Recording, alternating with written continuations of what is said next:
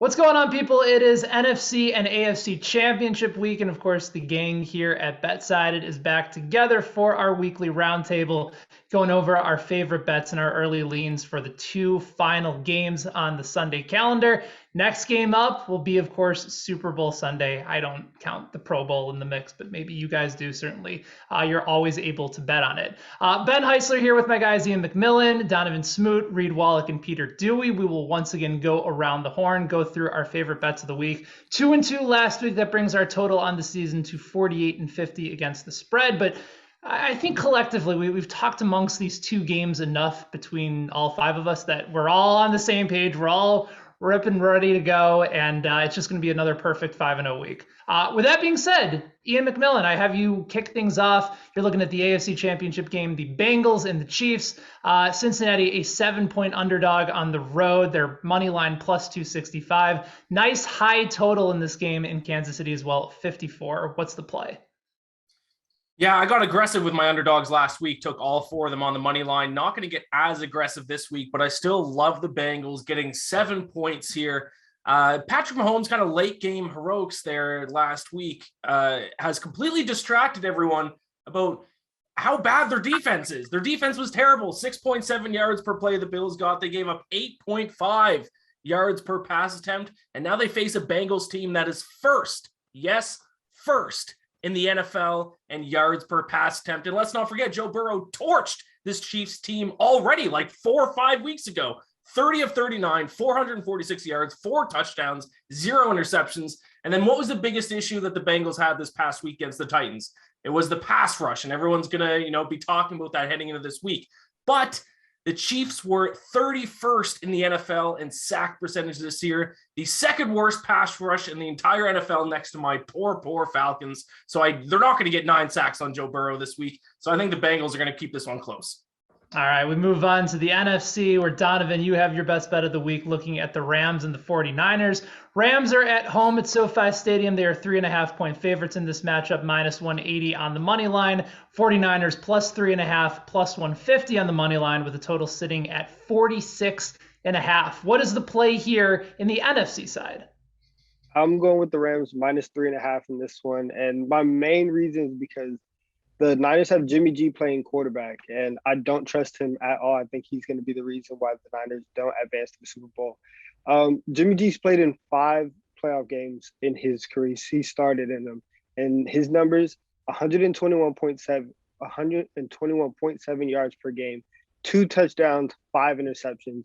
Those numbers are not going to get it done. They're not good. They are not good numbers by any stretch. I don't care how many times they win. They didn't score an offensive touchdown last week, and they were bailed out by their defense. They were bailed out by their special teams, bailed out by the fact that it started to snow in Green Bay, and that's not going to happen under the roof of SoFi Stadium. The Rams offense has been cooking the last 2 weeks. They've put up 30 in both of those games. They should have won by 30 against the Bucks if it wasn't for fumbles by Cooper Kupp, by Cam Akers. I think that their offense is going to come in here. They're going to put up a lot of points again. I just don't trust Jimmy G to compete with Matt Stafford in the shootout. So I'm going Rams minus 3.5. Now, you said there's no snow. It is Hollywood. Anything is possible over in Los Angeles. But I'm with you there. I think it's more advantageous for the Rams probably not to play in the snow as well against the 49ers. We go back to the AFC. Peter, you're looking at the Bengals and the Chiefs game. Which side, which total, which way are you going? Yeah, Ian and I are going to be on the same side this week, which I love to see. Bengals plus 7, man. I mean, you look at what Cincinnati did, like Ian mentioned a couple of weeks ago against the Chiefs, and they threw the ball all over them. And we watched what Gabriel Davis and Josh Allen did in the divisional round. And you have to wonder, can Jamar Chase, T. Higgins, and Tyler Boyd be slowed down by a Chiefs secondary that has Tyrann Mathieu dealing with a concussion and has gotten shelled all year? Like, they had that nice stretch in the middle of the year when the schedule kind of eased up a little bit, but they have not played well this entire season. Defensively, if you really look at the season as a whole and take out those middle weeks, and instead of separating it into the chunks of the season, you look at it as a whole, they have not been good defensively. I think the Bengals offense is going to be able to keep this one close. And Joe Burrow, as a road underdog this year, 5-1 against the spread. In his career, 8-4 against the spread. I think we see a shootout, but I think that benefits the Bengals. I think they keep it within 7. Yeah, some of those Joe Burrows against the spread numbers you can find over at BetSided this week, as I know that we wrote that up as well. I know that we talked about going 5-0 as a team, but the problem is that Reed had to go back to the 49ers yet again, get everybody off of perspective, and now there's going to be at least one guaranteed loss when it comes to our play. It could either be the Rams or the 49ers. So go ahead, Reed. The floor is yours. Thought we're going to all go in collectively as a team, but what's your play on this game?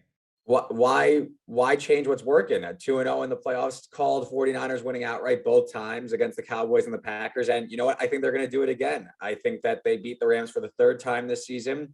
And listen, I understand it's difficult to beat a team 3 times. I know all that narrative, but this is just a perfect matchup for the 49ers, who, if we go back to week 18, I know they had to come back from down double digits, but Trent Williams didn't play in that game. And George Kittle's calling him the best player he's ever played with. So I like the 49ers there. And then also Kyle Shanahan has an underdog, 27-18 against the spread. And frankly, he has Sean McVay's number, 7-3 over his last 10, including 6 straight up. And 8 of them he was an underdog in. So this is a familiar spot for Shanahan against the Rams. And I think we're going to have a fully healthy injury report. I think that the snow actually played against the 49ers offense. I think this offense is kind of a sleeping giant. I know Jimmy Garoppolo, just avoid the mistakes. I think the 49ers win this one. I think they're going to the Super Bowl. All right, so you could have a possible scenario where Jimmy Garoppolo goes back to the Super Bowl, perhaps the matchup against Kansas City for the second time in 3 years, or if the Rams end up winning that game, the Chiefs would become the first team ever in Super Bowl history to play in a Super Bowl in back-to-back road games, going up against Tampa Bay last year, and of course, potentially against the Rams this year. Of course, they have to win the game, and that goes back to my play. And it's going to be on the total instead of a side. I like the over here at 54 between the Bengals and the Chiefs. You're going to see plenty of offense between these two teams. You saw a 34-31 game the last time these two teams played, as Ian mentioned, just a handful of weeks ago.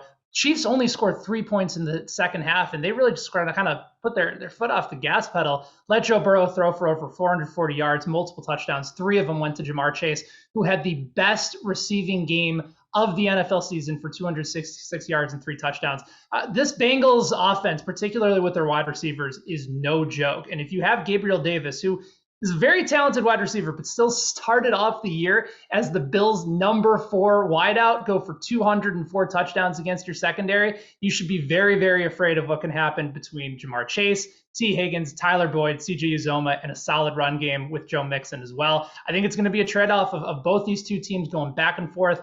Lots of points. We'll see whether or not Tyrann Mathieu is healthy for Kansas City. And I just think you're going to see a ton of points going back and forth here. And Mahomes also is well aware of the fact that you cannot take your foot off the gas pedal for a second straight time. I think he's going to be prepared and have a big game as well. So give me the over. We've already seen it move up from 51.5 all the way up to 54. Plenty of conversation, plenty of action, plenty of plays, all of which we track for you right over at BetSided. Make sure you guys check us out. Full transparency on all of our plays. Check us out, fansided.com/BetSided, and make sure you guys are following us on social as well, at BetSided on Twitter, Instagram, and TikTok. We'll talk to you soon.